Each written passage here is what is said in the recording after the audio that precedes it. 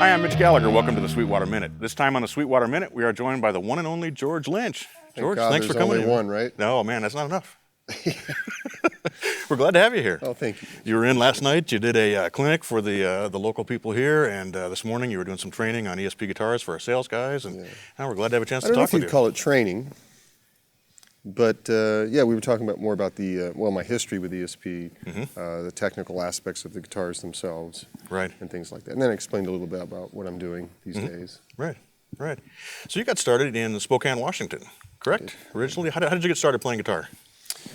Well, I started playing when I was 10, and just was infatuated with the instrument. My dad was sort of a fledgling audiophile, so he had all this hi-fi gear, and stereo just came out at that time, so that was a big deal. And he had reel-to-reel tapes of flamenco and classical and jazz musicians and sax players and things like that. So I would listen to that stuff, and really was influenced by the saxophone to a large extent, as far as when I started playing guitar, I wanted to sort of mimic wind instruments. Okay. Which I think helped me develop kind of a unique style. Sure. And it was also interesting too, because my father's console stereo, which was very high end at the time, was this GE console thing, and I was not allowed to mess with it while he was at work, but I did. Right. So I hope he's not watching. But I found that if I plugged my guitar into the headphone input of the console stereo, he would amplify my guitar and distort. Okay. So and this was kind of pre-distortion era. This was mid-'60s. Right. So I was able to get this pretty cool distortion pretty gnarly by doing the wrong thing. Right. Which eventually blew up the hi-fi, but I still have that G console. Do you really? I thought it'd be interesting if I ever did like kind of just a walk-in little local jam stuff, gig around my house at a club or something, to bring that in. Plug into it? Right, and that'd be my amp, right? So you mentioned saxophone players. What style saxophone were you listening to, or horn players? Were these jazz players in the pop era? Or what? Yeah, Coltrane and, listen to Miles Davis, not necessarily sax, but any wind instrument, and of course guitar as well. It was kind of all over the map. My father really wanted me to pursue classical and flamenco guitar, which I started doing in a very rudimentary sense. Right. And I think that helped me too. So other than the rock, I have other things to pull from. Right. Broader influences. Broader influences, definitely. Exactly. Yeah. So you relocated to L.A. Yes. And a band there called The Boys. Correct? How'd you know that? Well, we look things up. It's a good thing we changed our names, because it would be weird being in a band called The Boys at 58 years old, right? And so that was as that scene was kind of really coming up, as the scene was developing with Van Halen and the other groups that were in L.A. and working there, you auditioned for Ozzy. And then ended up with Dokken. How did you make the connection with Dokken, and how did that band come to It was actually slightly complicated, but I was already in Dokken. Okay. And then I got the serious call from the Ozzy camp, so I took a little leave of absence. Okay, right. During my leave of absence, they got Warren Martini from Rat to fill in for me. And when I then ended up not working out with Ozzy, I came back, didn't have my gig, so I joined Rat.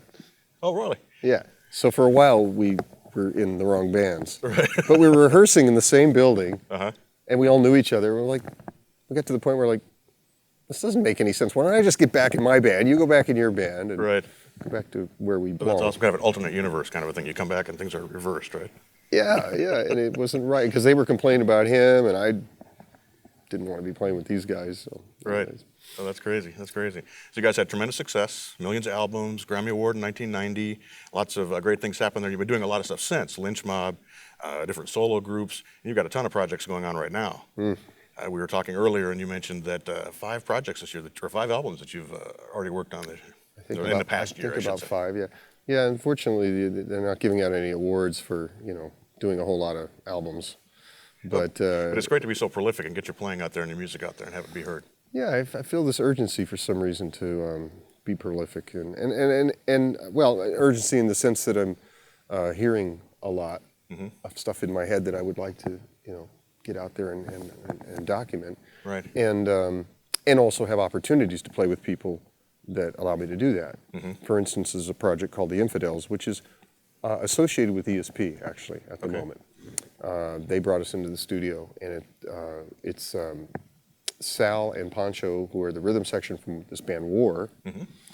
And so it's very kind of heavy funk with a big jam element to it. So it's got kind of these Hendrix kind of things that just go off and we don't come back for a while. Nice. So it's a lot of fun, and it's all recorded live and that kind of thing. So it's right shooting from the hip kind of deal. Right. Done very quickly, and that's called The Infidels. And then I have a project called KXM, which is Doug Pinnick from King's X, Ray Lazier, the drummer from Korn, and myself. And we've always have had this kind of gigantic mutual admiration of each other. Well, I think they feel that way about me. I hope so. I would imagine. I do about them. Sure. And so we just recently did a record very quickly as well, 8 days. We wrote everything and recorded everything in 8 days. We wrote it in the studio, which is really gratifying to do a record like that. We're finishing up vocals with that as we speak, and that's called KXM. Then we're doing a second TNN record, it's Tooth and Nail record. So that's the guys from Dokken without Dawn, with guest singers. Right. So we've already recorded the Dokken material, which is half the record, and we're actually, when I get home from this trip, I go into the studio with Jeff and we start working on the original half of the record. Nice. So we've got that. And then I have a project called Shadow Train, which is both a film and a band. Yeah, I want to talk about that. How did that come about? What was the genesis of that? Well, that has been a long time coming, really. It's, I have certain political beliefs and felt an urgency at my age to start using my music as a vehicle and a tool to affect change in some small way, if at all possible. So the movie itself is sort of an exploration of human nature through the lens of the Native American experience, and it deals with a broad range of subjects. So we travel, meaning we, the band, travel and camp out and play music on Indian reservations throughout the country, and conduct interviews. And there's a lot of adventure involved in what we do. Sure. We take some chances and we get out there and get into situations that invite sort of things to happen. Right. For instance, we trekked down into a uranium mine where the actual uranium that was used for in the bombs dropped on Hiroshima and Nagasaki. We wanted to go to the epicenter of this mine, which is a closed mine and it's highly toxic and a super fun cleanup site and guarded. I bet, yeah. So it was a 2-mile hike through this boulder-strewn canyon up in a very remote place in New Mexico when we went down there and found the source of this uranium, generally anyways. And it was just a fascinating trip. And when we got there, there's this sort of natural occurring rock formation which looks like a 35-foot anaconda snake. Now it's called the Anaconda Mine. So the natives call this spot the Temple of the Serpent. Okay. And it's an important place for them. It's Sure. a shrine. And so it was interesting. And I found a piece of obsidian there, which I later carved into an arrowhead, which I'm mounting into behind the bridge on a guitar that I'm building, called the Shadow Train guitar, which I will auction off, hopefully, for funds for the editing of the movie, which is going to occur later this year. Right, that's great. Yeah. That's great. There's a lot of stories and interesting things that happened to us. Yeah, I bet. I bet. In addition to that, you have a Soul of We album, correct? That you're working on? Souls of We is kind of done. Is it? Yeah. Okay. We did one Souls of We record, which took about 5 years. It was very painful. but rewarding. Uh-huh. And then we went to do a second Souls of We record, and we had some issues with members of the band and the recording process, so it turned into a George Lynch record called Kill All Control. So we have that. Mm-hmm. I had an instrumental EP come out called Legacy. Mm-hmm. A Lynch Mob record EP came out last year called Sound Mountain Sessions. We have an acoustic EP coming out, I think, like in the next few days. Wow. Called Sugar Hill Sessions, done at recorded at a recording studio in Texas, Houston, Texas, called Sugar Hill Studios, which is a historically significant studio. Has a lot of great history. I mean, Johnny Right. Cash Oh, yeah. and Buddy Holly and all these guys. It's just a great old analog studio. So, Right. Wow. that's coming out So soon. you're incredibly busy. In addition to all the touring you do and the clinics you do for the various signature things that you do, you really stay working And build guitars. and building guitars as well. Yeah. Yeah. Wow. I got 6 waiting for me at home that I got to finish, which is So sleeping's not an option. yeah, a waste of time. Right. Sleep when I die.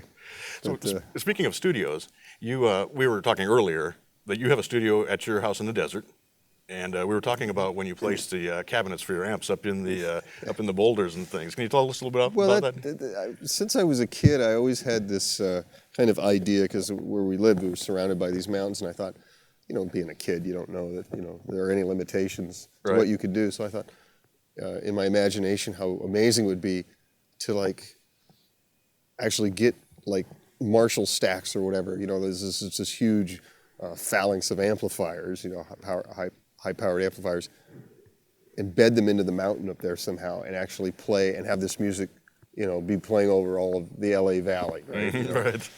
Right.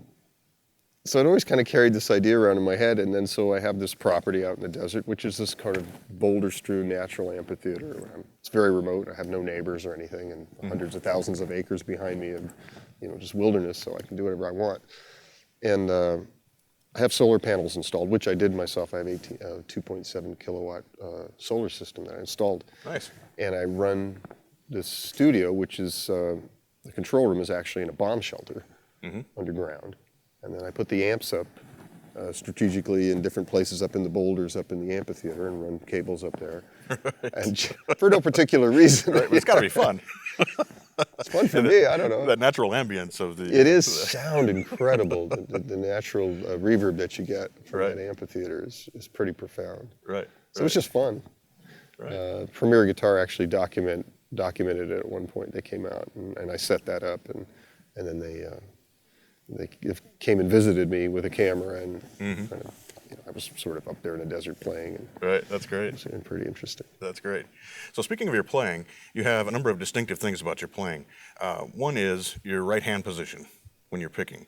How did you develop the position where your fingers are more out? Is that something you consciously did, or is that something that affects the way that you pick, or where did that come No, from? very unconscious. Yeah? Yeah. It's unorthodox, and I think it's, in some sense, it may have advantages, but it comes with disadvantages too. There's things that are harder for me to do that if I were picking correctly would be easier. Right. Alternate picking and so forth. And, Right. sweep picking is very hard for me to do because I don't hold my pick correctly either. I hold it sideways. So So do you rest your hand on the bridge then when you're playing? sometimes. Or is it more floating? Because it looks like as you're picking, you have a different sort of an attack where it seems like it's very light, like you're reaching into the strings. And you pay a lot of attention to what I do, dude. Well, That's your job. I don't pay that much attention to what I do. Yeah, I never really think about it too much. I just sort of. Just sort of happens that way. That's the way that it develops. Yeah. Right. Yeah, it's not science for me. It's just sort of intuitive. Another thing that's very recognizable when you're playing is your vibrato. Is that something you worked on, or how did you develop the vibrato that you have? I can always pick it out. Well, I had a great guitar teacher named Jim Taylor when I was a kid, and I really look forward to these lessons. And I would ride my bike with my guitar and take it to the little mom and pop music store a few miles away, and I had my once a week lesson. I would get there 2 hours early, and Right. I really look forward to that half hour I had with him or whatever it was, and I just wanted to watch him play. And he had very mature vibrato, and it was just, and this was, this is 60s, 60s, and so he was my mentor, and I could never do what he does, so I would be very frustrated, because he had all this great control and this just great wide vibrato, And so I tried to mimic it by doing this kind of horizontal vibrato, you know, Right. which, More classical style. yeah, I guess, you know, whatever it is. So I started doing that until I had the finger strength and the control and the calluses to develop a more traditional vibrato, which I did as Right. well. So now I use them both. Right. So did that, you also do a lot of sliding when you're playing into position and little passing notes and things. Is that something that came out of that vibrato development? Boy, I mean, I think you're reading way too much into it. Dude. Those are things people It's want to not know, like I Joe. sit around and go, you know, I'm going to do something like this or that. Quite honestly, I just play. Right. Right. And I don't really, I'm sort of, it's just all intuitive. Right. You know. Right. Well, that's great. It's not like I sit around and practice technique or think of new things to do. I just sort Did of, you go through a period of doing that, though? Oh, sure. To a certain extent. I felt obligated to. I wasn't comfortable in it. I'm not very good at it. But there was even a point, or points in my career where I hired a guitar teacher. And there was one point where I just looked a guy up, you know, in the paper. Right. Showed up at his apartment. You know, didn't know who I am from Adam. He just thinks I'm a student, which I was. Right. And he was like, opens his apartment door. I was like, wait a minute. Are you who I think you are? And then we became friends, and you know, he helped me a lot, and it was probably the best I ever played. Right. It was when I got real serious with my technique, and he taught me a lot about alternate picking, and became much more disciplined. In my Sometimes it playing. helps to just have someone else give you a little different perspective on what you're doing. And Boy, to does it! I'll open tell you. things up. Whether it was Jim Taylor, my first guitar teacher, or this guy, you know, Mark Thompson was his name. Great player, and kind of the Di Meola style. Okay.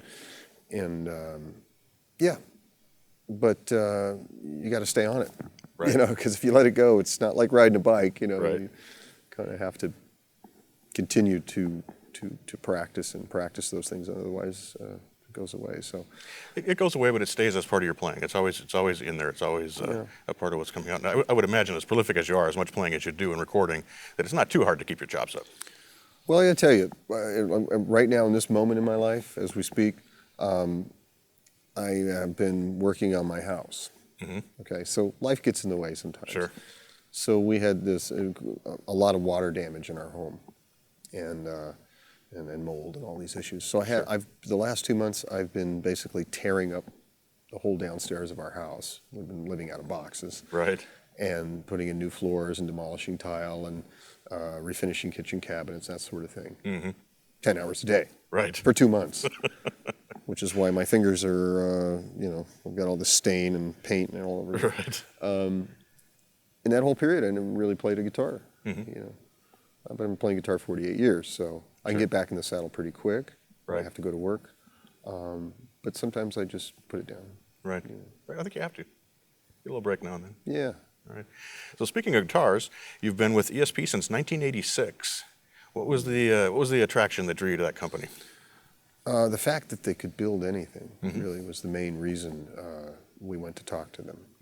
Because we were talking, when I say we, I was talking about myself and Matt Masiandaro, who is now the president of ESP and was my guitar tech with Dokken. Okay. But at that point, he was my guitar tech, and we were looking for, thinking about doing a guitar endorsement, which I never had. And we were talking to some other companies, and they weren't able to do things, and we thought that was strange. And they said, well, but maybe one of the companies suggested we talk to this company called ESP, Electric Sound Products of Japan, when we go over there to tour. And we were going over there to tour, and we were over there. We met up with them, and that day we came up with the Kamikaze. Nice. You know, 3 or 4 hours, we all sat down, and they asked me a whole bunch of questions, and we discussed all the different specs, and kind of in our mind, we put it on paper. You know, Right. Right. this ideal guitar. So they've done some kind of crazy things for you. The Mr. Stereo guitar, the skeleton guitar and Right. things. Right.